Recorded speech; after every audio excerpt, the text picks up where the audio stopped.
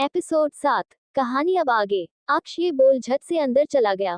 उसके जाने के बाद शांति पलक के पास जा उससे बात करना चाह रही थी कि तभी यशोदा उसकी हाथ पकड़ते हुए बोली, खबरदार कि इस लड़की से किसी ने भी बात की या फिर कोई इसे हमदर्दी दिखाया।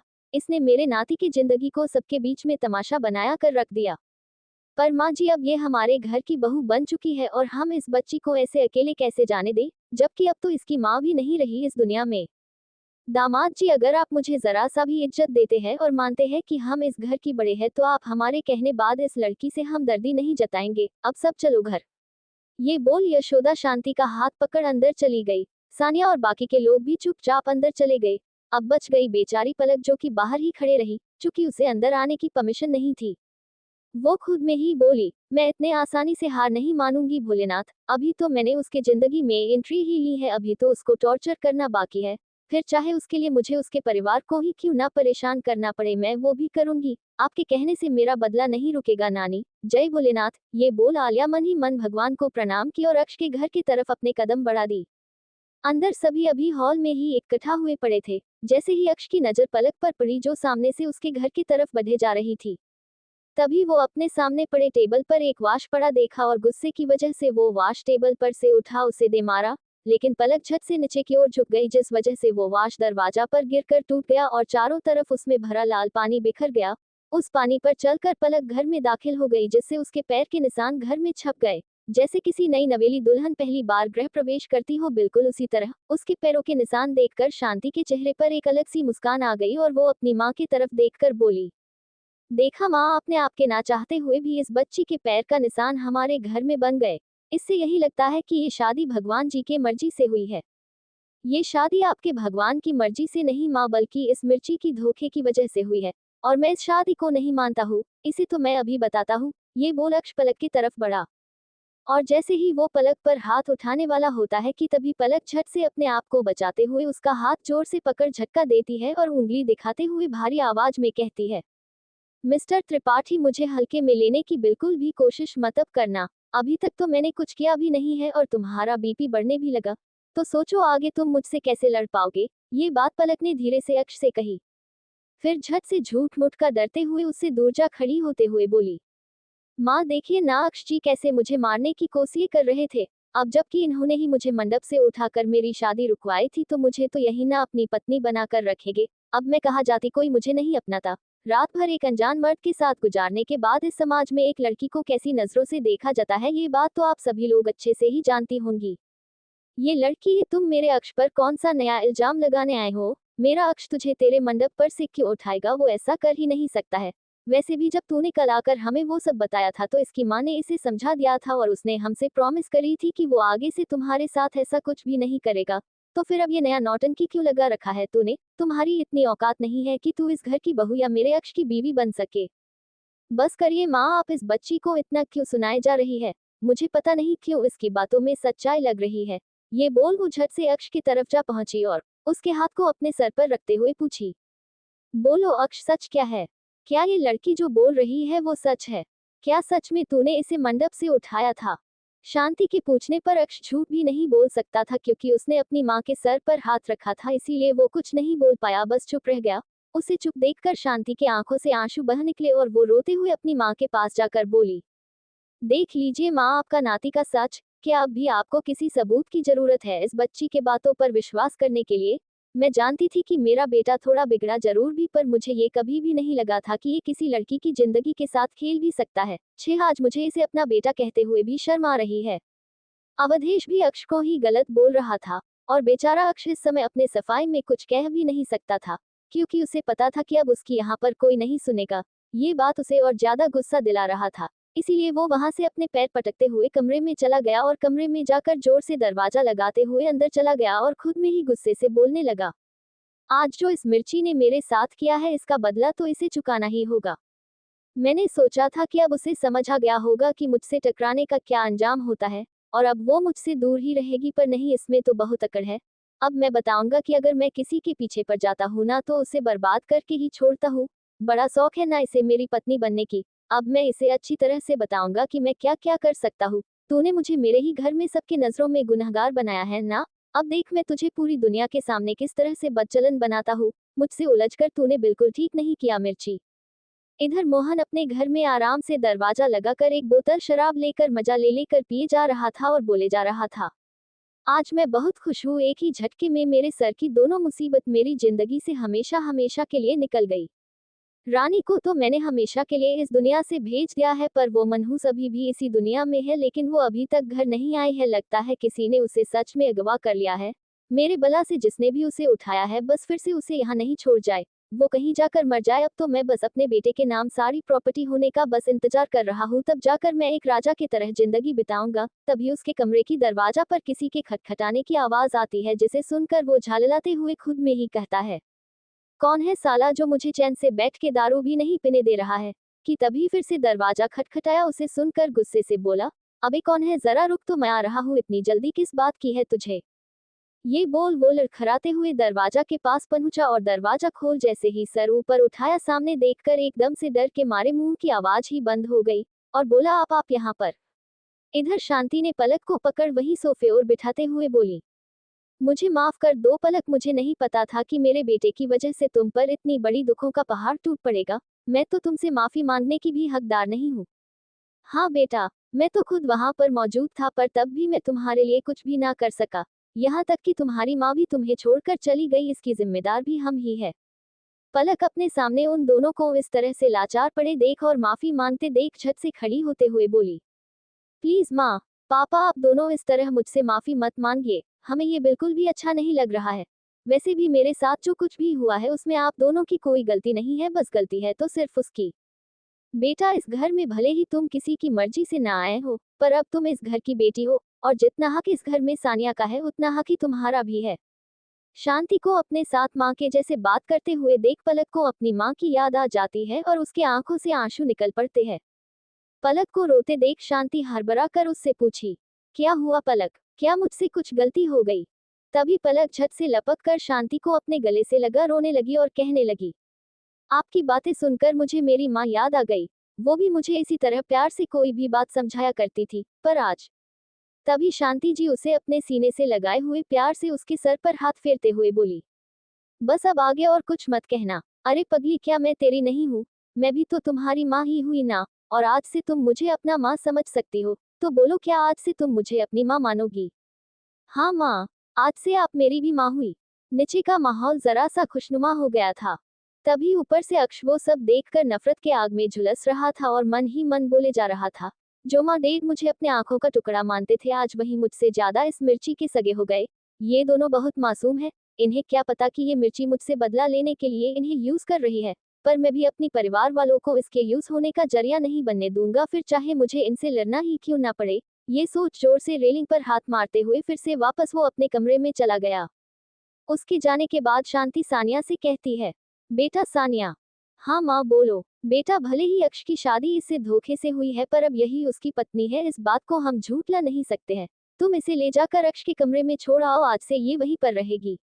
पर माँ अक्ष, सानिया तुम उसकी चिंता मत करो, अब से पलक उसी कमरे में रहेगी। शांति की बात सुनकर पलक झट से मना कर बोली, नहीं माँ, मैं यहीं कहीं सो जाऊंगी। आप तो जानती है कि इस वक्त अक्ष जी कितना गुस्से में है। ऊपर से अगर मैं उनके कमरे में जाऊंगी तो खामखा वो फिर से हल्ला करने लगेंगे। मैं सानिया के साथ सो जाऊंगी, अगर इन्हें बुरा ना लगे तो। क्यों पलक बेटा, तुम सानिया के साथ क्यों सोओगी? अब से उस कमरे पर तुम्हारा भी हक है। चलो मैं भी चलती हूँ तुम्हारे साथ। ये बोल शांति भी पलक को लेकर अक्ष के कमरे की तरफ चल पड़ी। बेचारी पलक मन ही मन गुस्से से खुद को डांट रही थी। अब ले ये आ गई नई मुसीबत, अब मैं उस पागल के कमरे में जाने से कैसे बचूं?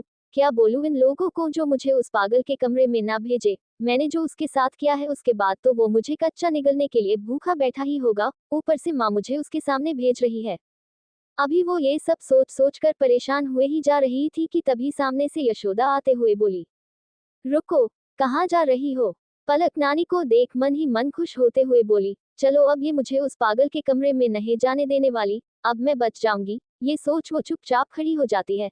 तभी शांति जी बोलती है, माँ हम पलक को अक्ष के कमरे में ले जा रहे थे, अब से ये वहीं रहेगी। इस पर यशोदा जी कहती है, अच्छा ठीक है ले जाओ। ये बोल वो वहां से चली गई।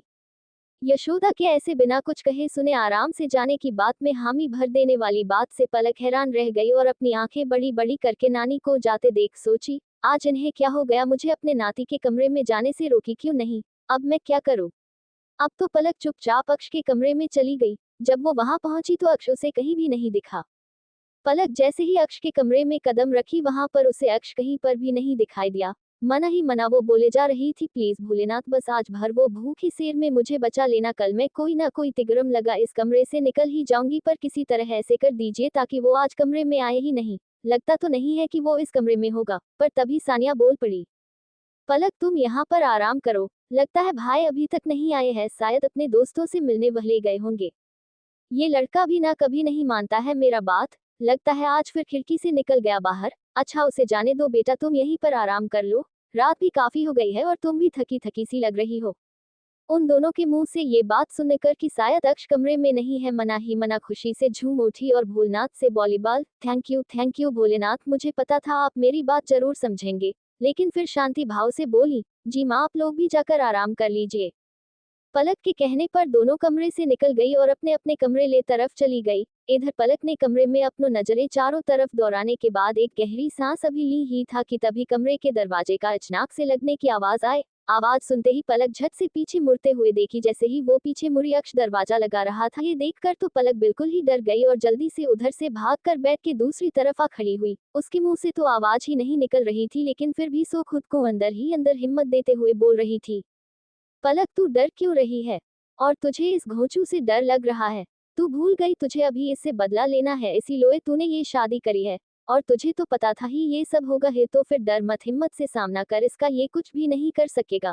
अगर इसने कुछ भी किया तो तू झट से चिल्ला देना, फिर सारे परिवार वाले को तो तू अपने साथ कर ही ली है।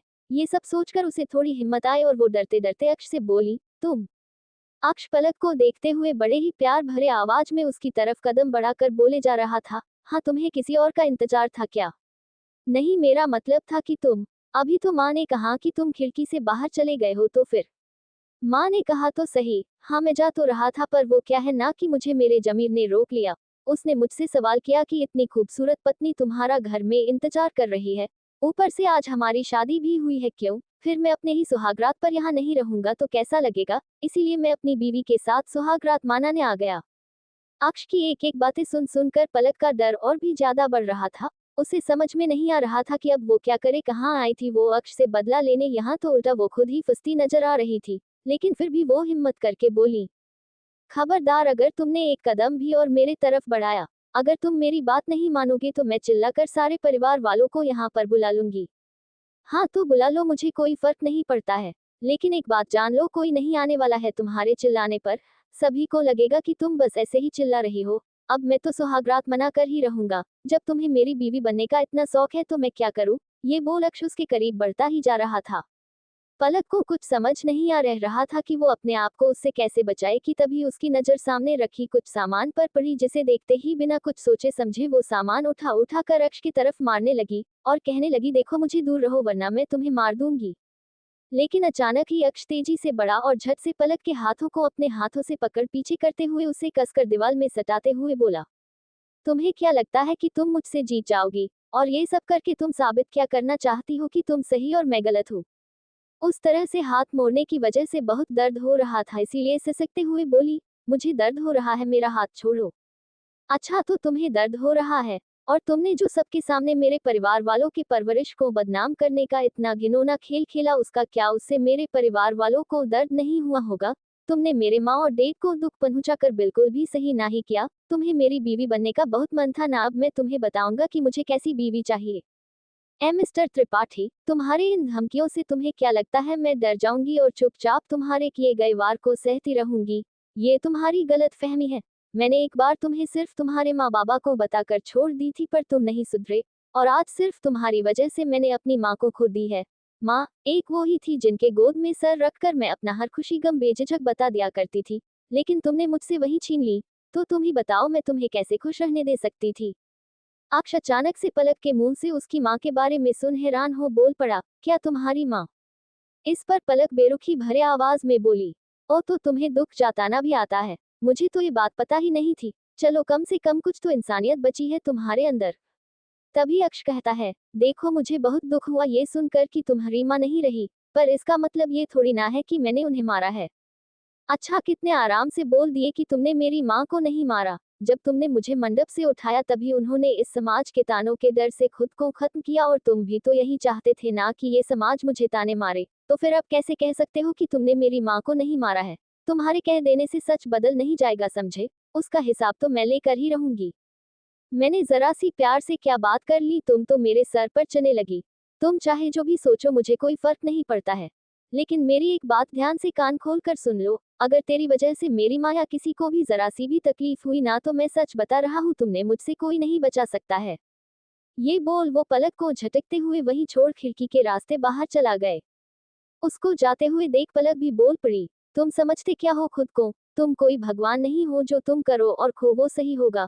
खड़ूस कहीं का। और फिर अपनी कलाई को दूसरे हाथ से हल्के से सहलाते हुए बोली, कितना जोर से उसने मेरे हाथ को मरोड़ा है। क्या भोलेनाथ, आपने भी मेरा साथ नहीं दिया ना? मैंने आपसे कहा था कि बस उस खड़ूस को मुझसे आज भर के लिए दूर रखिएगा, पर नहीं, आपको मेरी थोड़ी ना सुननी रहती है। कहाँ मैं उसे परेशान करने वाली थी, लेकिन अभी तो उसने ही मुझे डरा कर रख दिया। पर कोई नहीं पलक, अब सुबह तू जल्दी से इस कमरे से निकल जाना और जाकर माँ से कह देना कि तुझे अभी इस घोंचू के साथ नहीं रहना है, तो तू सानिया के कमरे में रहेगी। अगर इसके साथ रही ना तो ये मुझे कुछ सोचने ही नहीं देगा आगे के बारे में। ये बोल जल्दी से बेड पर जाकर लेट गई और काफी थके रहने के कारण आंखों में भी नींद आने लगी थी। लेकिन सोने से पहले वो ऊपर की तरफ देखते हुए धीरे से बोली, गुड नाइट माँ। मुझे पता है आप जहाँ कहीं भी है वहीं से मुझे देख पा रही होंगी, और आपसे मैं प्रॉमिस करती हूँ कि मैं आपके हत्यारे को सजा जरूर दूंगी। भले ही थोड़ा टाइम लग जाए, पर उसे सजा जरूर मिलेगी। ये बोल भी अपनी आंखें बंद कर सो गई। इधर मोहन को धक्का देते हुए वही जिसकी शादी मोहन पलक से करना चाहता था घर के अंदर घुसते हुए बोला, अरे तू तो बड़ा कमीना निकला। तुझे क्या लगा कि तू हमें ये नकली मंगलसूत्र थमा बच जाएगा? तूने बोला था कि ये असली सोने का है, तो फिर मेरे हाथों में आते ही ये पीतल का कैसे हो गया? मोहन उसकी बात सुन एकदम से सन रह गया और एकदम होश में आते हुए बोल पड़ा, ये कैसे हो सकता है? ये तो असली सोने के ही मंगलसूत्र है। मैंने खुद अपनी बीवी को शादी में दिए थे, तो फिर ये नकली कैसे हो गए? अब मुझे क्या पता कि ये नकली कैसे हो गए। मुझे सिर्फ इतना मालूम है कि तूने मुझसे 50 खोखे लिए हैं और मुझे अब वो वापस चाहिए। अगर तू मुझे वो खोखे नहीं दिया तो फिर मुझे तेरी जान लेनी पड़ेगी, और इस बार मैं तुझे छोड़ूंगा नहीं, समझा? मोहन ये सुनते ही झट सब उस व्यक्ति के पैर में गिराने लगा। मुझे इस बार माफ कर दो सरकार, बस एक मौका मुझे और दे दो, इस बार कोई गलती नहीं करूंगा, सच बोल रहा हूँ। बस एक मौका और दे दो मुझे, कुछ दिनों की मोहलत दे दो। अच्छा चल ठीक है, दिया तुझे एक मौका और, पर सोच ले इस बार ये आखिरी मौका ही है, और अगर तूने फिर से ऐसी कोई घटिया चाल चली ना तो मैं तुझे वही टपका डालूंगा। समय मिलते सुन मोहन एकदम खुशी से बोल पड़ा, इस बार मैं आपको कोई शिकायत का मौका नहीं दूंगा सरकार। मोहन को धमकाने के बाद वो लोग वहां से निकल गए। उसके जाने के बाद मोहन दरवाजा बंद करते हुए गुस्से से अंदर आया और शराब की बोतल उठा जोर से दीवार पर दे मारा, जिससे सारी शराब जमीन पर बिखर गई। अपने दांतों को पीसते हुए बोला, कमीनी जिंदा में तो मेरे किसी काम नहीं आई, मरने के बाद भी किसी काम की नहीं थी। आज तक मैं यही सोचता रहा कि उसके गले में सोने का पेंडेंट है, पर उसने तो नकली लटका रखा था। खैर मुझे अब किसी भी तरह से 50 खोखे का इंतजाम करना पड़ेगा। अगर मैंने जल्दी से इन रुपयों का इंतजाम नहीं किया तो वो लोग मुझे जिंदा नहीं छोड़ने वाले। मुझे नहीं मरना है अभी। अभी तो मैंने अपनी राजसी जिंदगी जीनी शुरू भी नहीं की है। अब मैं कहाँ से लाऊं एक साथ इतने सारे रुपए? ये सोचते हुए अपने सर पर हाथ धर वहीं बैठ गया। इधर अक्ष सुनसान सड़क पर शराब की बोतल हाथों में लिए पिए जा रहा था और लड़खड़ाए हुए आगे बढ़े जा रहा था। जाना कहाँ था कोई ठिकाना नहीं था। बस बड़बड़ाए जा रहा था, मैंने नहीं मारा है उसकी माँ को, पर उसने मेरे साथ ही अच्छा नहीं किया, उसका बदला तो उसे चुकानी ही पड़ेगी। मैं उसे नहीं छोड़ूंगा, उसने मुझे धोखा दिया है। ये सब बोले बोले चले जा रहा था। तभी सामने से पुलिस की जीप आती हुई अचानक से अक्ष के पास आकर रुक गई। पुलिस अक्ष को देखते हुए अपने हवलदार से बोला, अरे ये तो अपने मिस्टर त्रिपाठी के बेटे हैं ना, ये यहाँ सुनसान सड़कों पर इस हालत में? पुलिस की बात सुन उसके साथ जो हवलदार था वो बोला, लगता है कुछ प्रॉब्लम हुई होगी। लेकिन कोई भी बात हो, इन्हें इस तरह इन सुनसान सड़कों पर नहीं चलना चाहिए। तुम तो जानते ही हो ना यहाँ पर आए दिन कितने वारदात होते रहते हैं। जी सर, आप बिल्कुल ठीक कह रहे हैं। एक काम करते हैं, हम इन्हें जीप में बिठा इनके घर तक ड्रॉप कर देते हैं। हाँ ये सही रहेगा, तुम इन्हें बिठाओ जीप में। पुलिस के कहने पर हवलदार अक्ष को किसी तरह संभालते हुए जीप के पिछले हिस्से में बिठाता है और आगे आकर फिर जीप स्टार्ट कर देता है। अक्ष काफी नशे की वजह से जीप में ही बेहोश पड़ जाता है और वहीं सो जाता है। पुलिस हवलदार से कहता है, तुम एक काम करो, इस वक्त ये बेहोश हो गए हैं, तुम गाड़ी हमारे घर की तरफ ही ले चलो। अभी के लिए ये हमारे घर पर ही रह जाएंगे और सुबह जब इन्हें होश आएगी तो ये खुद से घर चले जाएंगे। अगर इस हालत में मिस्टर त्रिपाठी ने इन्हें देख लिया तो खामखा और दोनों के बीच झगड़े बढ़ जाएंगे। ये सोचकर वो पुलिस अक्ष को उस हालत में उसके घर ना लाकर अपने साथ ले अपने घर चले गए और खुद ही अक्ष को किसी तरह संभाल कर अपने घर के अंदर ले गए। अब जब कल सब अक्ष की आंखें खुलेगी और वो खुद को अपने को खुद के घर में ना पाकर किसी और के घर में देखेगा तो उसका रिएक्शन कैसा होगा। तो दोस्तों आज के इस एपिसोड में बस यहीं तक। आगे की कहानी को हम अपने अगले